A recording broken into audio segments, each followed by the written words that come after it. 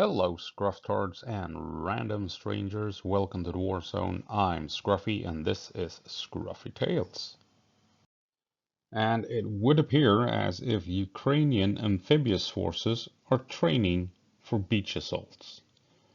And if it's true, then Operation Käftsmäll is progressing quite nicely. If you're wondering what Käftsmäll is, that's a Swedish word describing a proper hard-hitting punch across the mouth or jaw. And where can we find this news? Well, as always, Twitter X Twix provides. It is militaryland.net and their Twix account that has provided us with this bit of news that the Ukrainian Navy and Marines are conducting exercises to practice landing operations with speedboats. And they also provide a couple of images from these exercises. And here we have a couple of Ukrainians. They are on one of the boats, crossing open water, heading towards a shoreline, more than likely, in order to disembark and assault a beach. And this is a juicy image. Here we have the boat in question having reached the beach. Forward ramp extends, falls down, and everyone can run off and assault the beach and establish a beachhead. And here you can see you have the troops training, lining up, ready to fire up at potential hostile targets. Even have a regimental flag over here, so it feels like this is staged for propaganda purposes, right? If there's a flag up there. Anyway, still, it serves a purpose. It does appear as if Ukraine is preparing for such operations. Speaking of flags, another flag as they are storming off one of the boats, setting up shop on a beach, getting ready to take on the enemy. Kind of interesting taking a look at this guy. What is he carrying? That's not an AK-74 or 47 or whatever the Ukrainians are using. That's something else. Kind of looks like Heckler and Koch almost. I don't know. Anyway, this flag is the flag of the Ukrainian Navy. Speaking of propaganda, look at that. There's actually a photographer up in the woods. I didn't see that before. Up here in the bush, a photographer. Nice. And yeah, I was gonna highlight the photographers on the boat. You see one guy over here, this guy here. They're both holding cameras or phones or whatever, filming what's going on here. Yeah, totally missed this good dude here. Anyway, they are charging off the boat with this flag raised high, and this is the ensign of the Ukrainian Navy. This is the not the war flag, but it is the official flag of the Ukrainian Navy. That is supposed to be situated on top of ships going into battle. So yeah, so this is quite clearly a naval operation. If there was any confusion about it, can't get enough of this dude. Yeah, moving on. Interestingly enough, though, the boats we saw being used in these images for these propaganda images is easily identified as a Finnish boat, the Uisko class, also known as the Watercat M11. It's a high-speed assault boat that's, as you could see, designed to drive straight up to a shoreline or an island and deploy troops straight into combat, assaulting occupied territory along a shoreline. It has a crew of 2 and carries either one 50 cal heavy machine gun or one 40mm automatic grenade launcher. And it clears up some of the questions regarding the boats that Finland was supposed to provide to Ukraine. We knew Finland was going to provide boats. We just didn't know what type. So now we know it is the Uisko class. or at least some of the boats that Finland is providing will be of the USCO. Ukraine will also receive ORC offshore raiding craft from the UK, G-boats from Sweden and the Netherlands.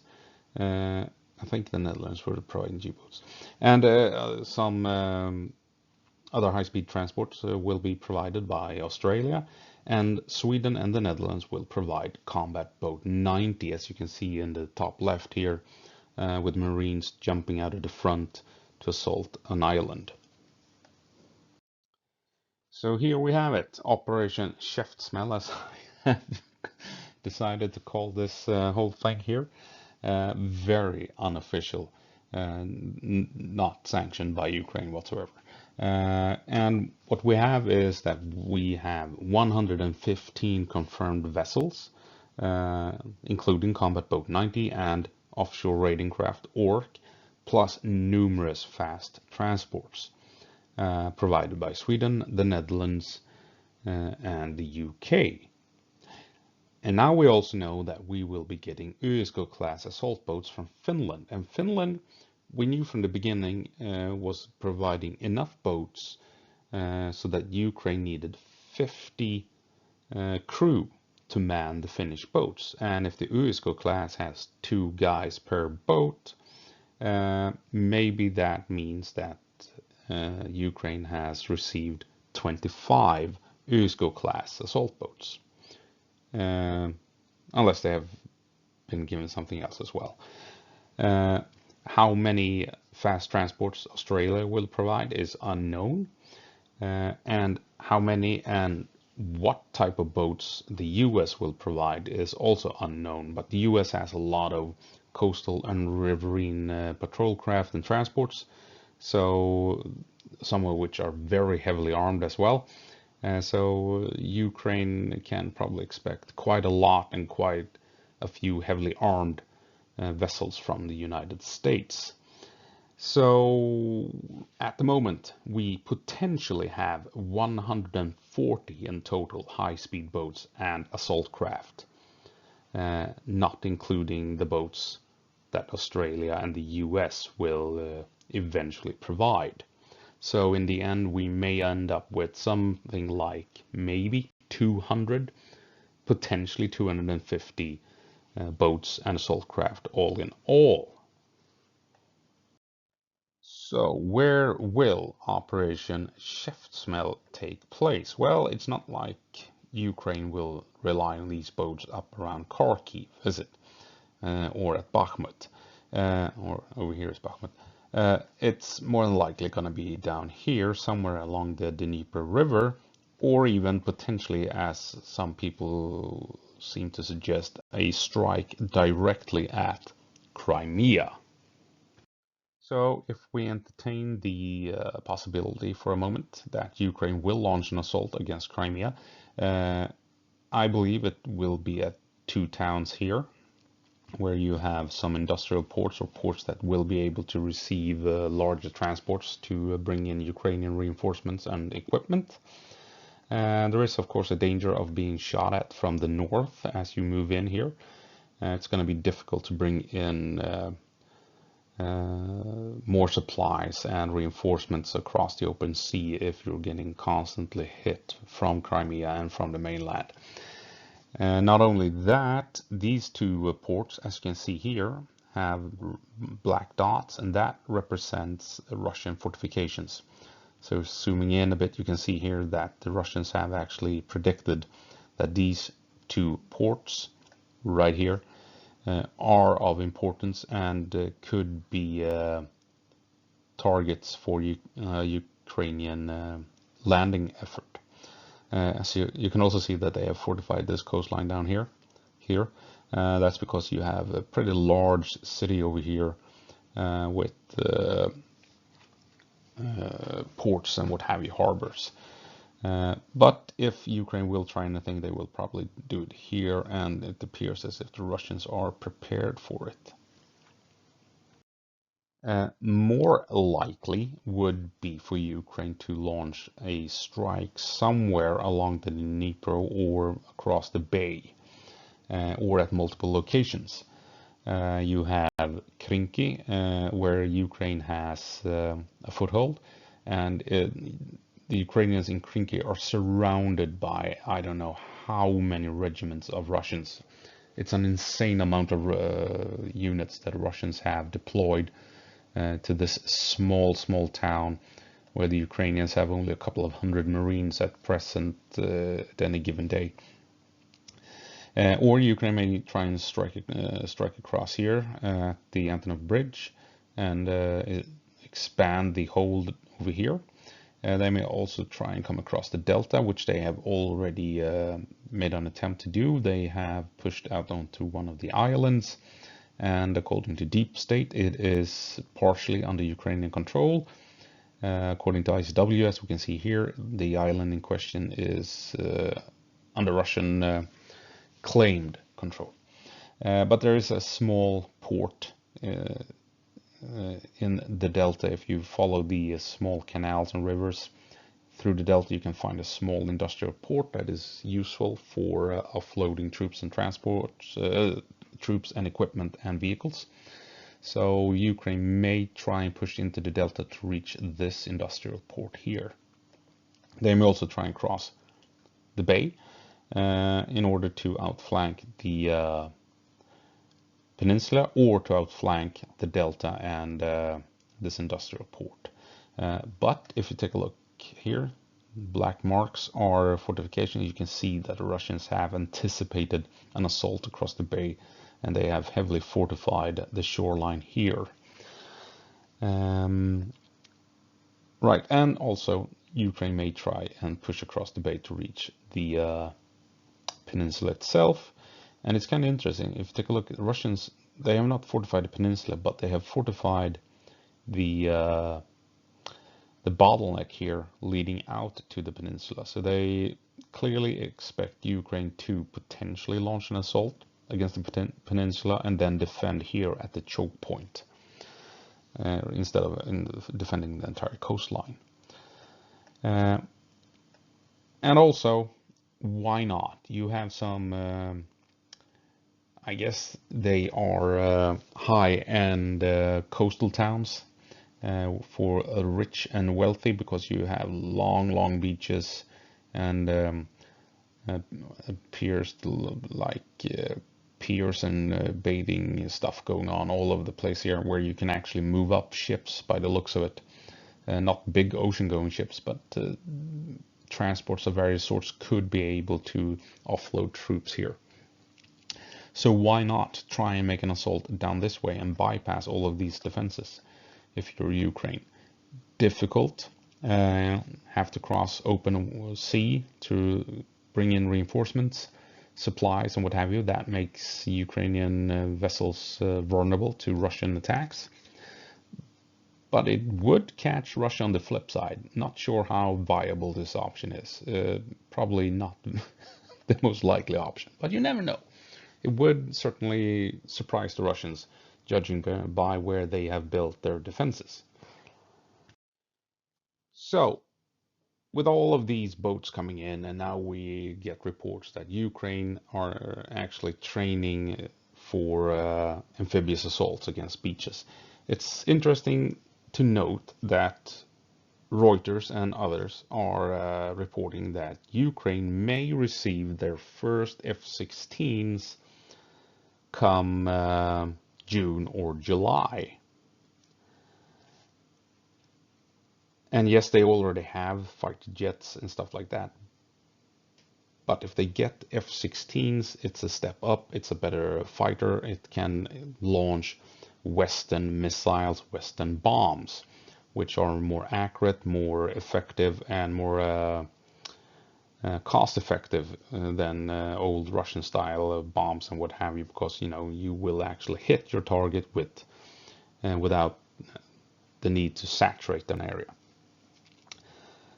And so far it appears as if Ukraine will receive in the end a total of somewhere between 67 or 83 F-16s.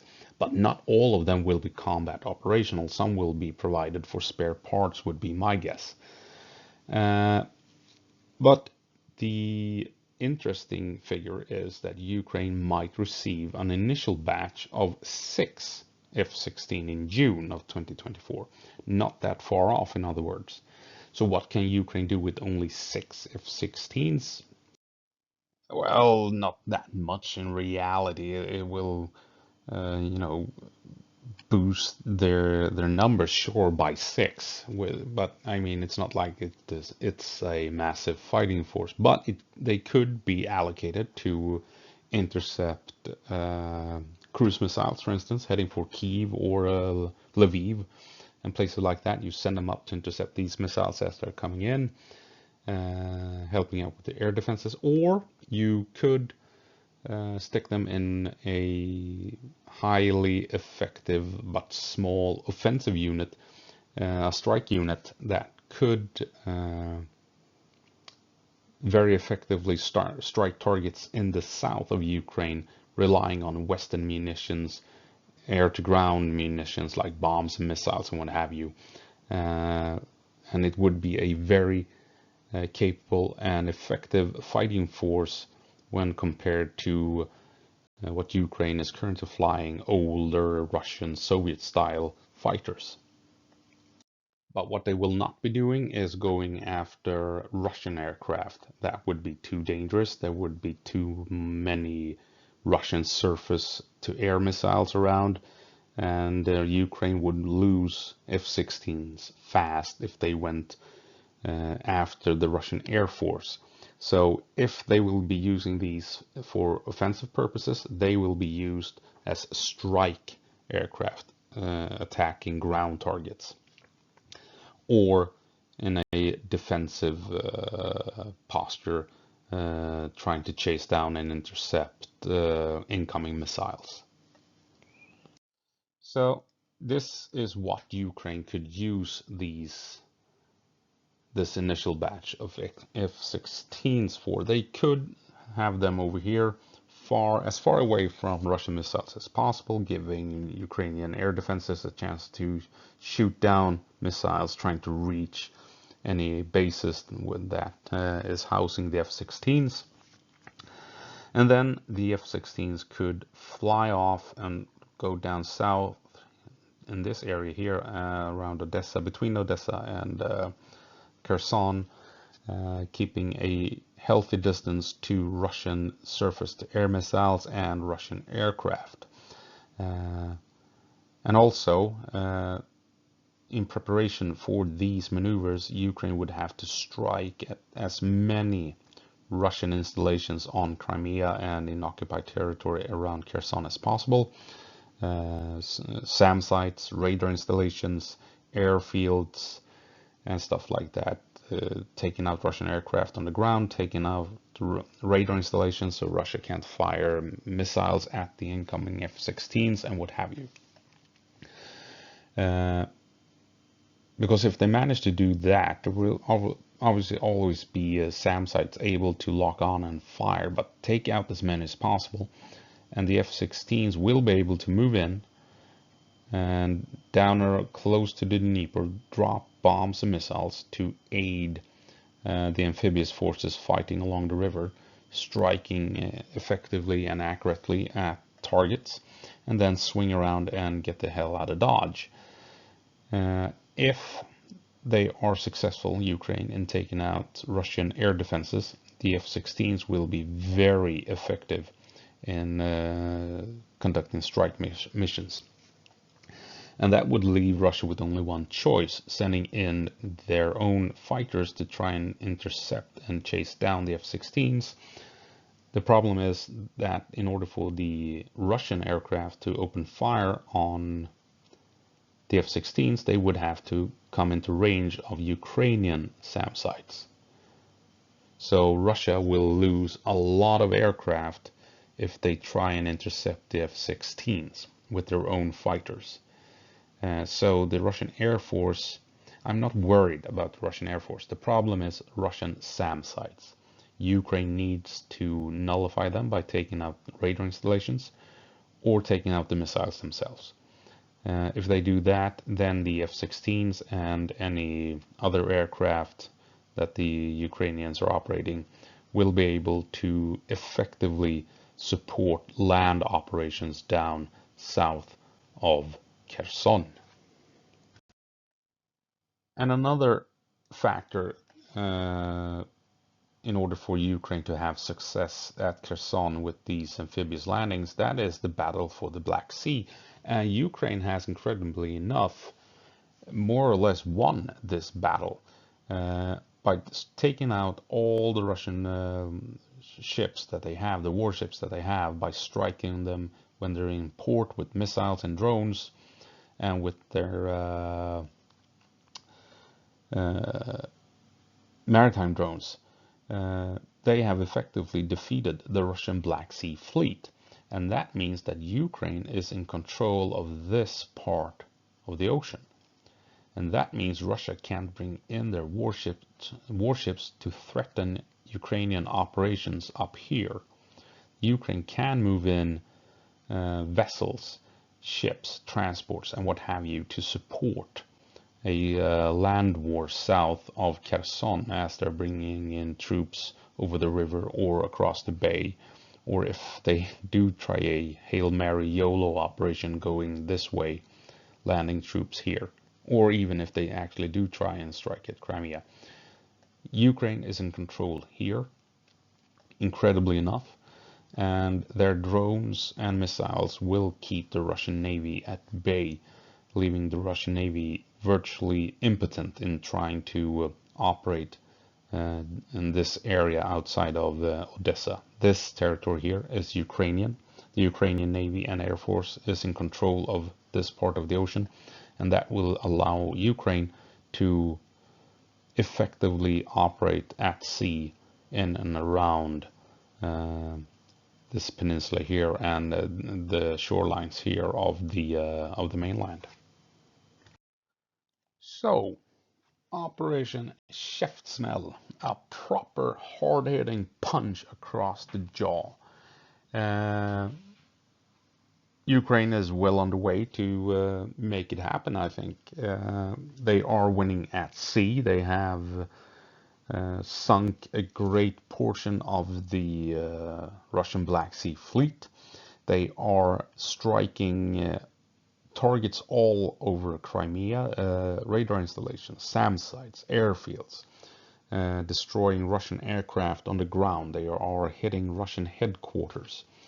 A very effective drone and missile campaign aimed at Crimea.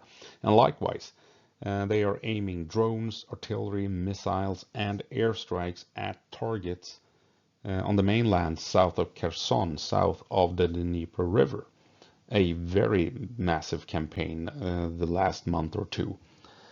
And they have also expanded their, not their hold, but the gray area within Krinky. They are operating in areas that previously was completely in Russian control. And they made a push into the Delta, down here where Russia had to respond and send in troops in a counterattack. Deep State claims that Ukraine is in control of half of the island. ISW, as you can see here, according to Russian claims, Russia is in control of the island. So a bit unclear what's going on, but fighting has obviously taken place on the island after Ukraine pushed in. So Operation Käftsmäll is more or less ready to go. Ukraine is training to storm beaches. Where? Who knows? But they are getting prepared to launch attacks across water.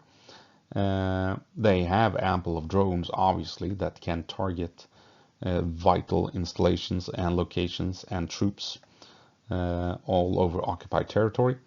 They have missiles now again. They have artillery. They have the capability of striking accurately Russian locations, headquarters, supply depots, troop concentrations, and what have you.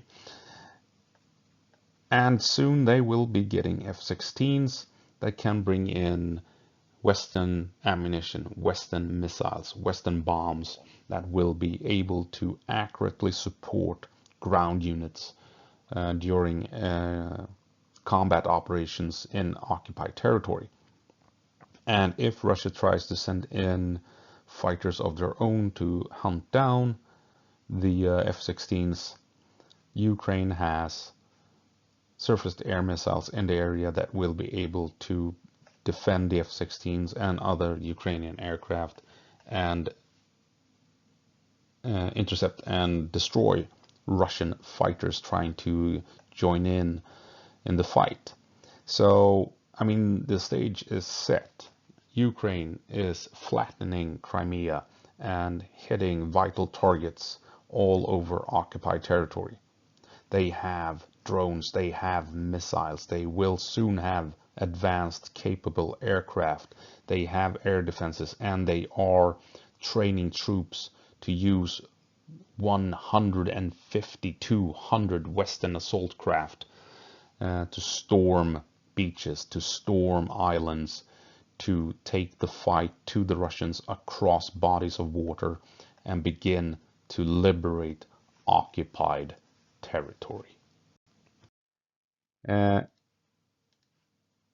Will it happen? Who knows? All of this might be a massive psyops as well. I mean, they are telling us exactly what kind of boats they're getting for the most part. They are now sharing images of them storming beaches, carrying flags in front of cameras and what have you. And it could be a big psyops to make Russia think, shit, something is going to happen down here. We need to allocate more troops. This is not enough, because these troops, they are focused here on Krinky. And what does Ukraine have in Krinky? 200 or 300 Marines at any given time.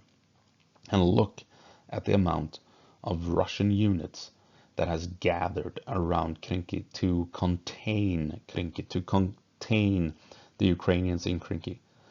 This is to hold 200 or 300 Ukrainians at bay, right? So if there is a threat that Ukraine may pop up somewhere along the entire coast here, I mean, take a look, there's hardly any Russians over here at all. I mean, they are going to need reinforcements. And that may be what the Ukrainians are after. They want Russia to move troops away from here, where Ukraine is hard pressed to hold the line, so that it will make it easier along the front line over here, potentially even up here for Ukraine. This here may also be the reason why Ukraine wants to attack, and it isn't a psyops, it is an actual attempt with intent to liberate occupied territory. Because if they can strike down here, well, there's not that many Russians in the way. They are all over here. They need to move down here. So if Ukraine can push across and grab the delta, for instance, Russia needs to act quickly to allocate troops before the Ukrainians are in full control of the delta, or before they get across and establish beachheads on the mainland. Because if there is one spot along the entire front line where Ukraine can actually catch the Russians on the flip side and surprise them and take the fight to Russia instead of just being on the defensive, it's down here. And if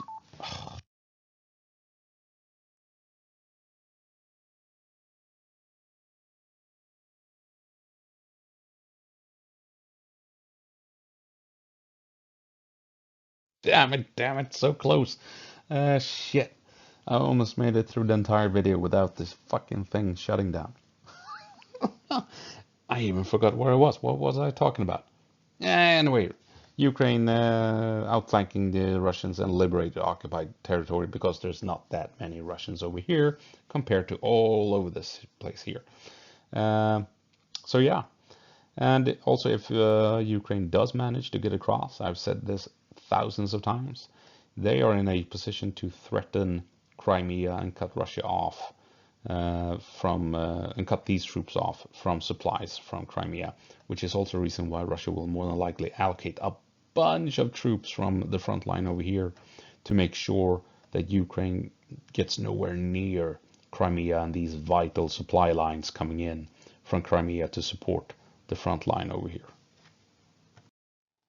So that's it. Ukraine is training for amphibious assaults, beach landings, and assaulting beaches, shorelines, and islands, relying on, in the images, Finnish assault boats. And we know they have received Swedish Combat Boat 90, they have received boats from the Dutch, from UK, they will also receive boats from Australia and the US. So it seems that a lot of things is happening, and they have been of late striking so many targets all across Crimea and all across occupied territory in the Kherson Oblast. So, I mean, it seems as if everything is coming together, especially if they do get F-16s in June, maybe July, because those aircraft can operate in relative safety in the Kherson area, far away from the from Russia proper, and far away from SAMs and the Russian Air Force that they can't engage, because Russian SAMs and aircraft on Crimea, they're fair game. Ukraine can attack them all day long, 24/7, and that is what they've been doing. So, yeah, it looks as if Ukraine is almost set, ready, and, you know, prepared to unleash a couple of thousand Marines to cross a body of water somewhere to catch the Russians on the flip side and start liberating occupied territory. Anyway, that's it. I hope I'll see you in the next one. Gå på marsch, Ukraine. Give them hell.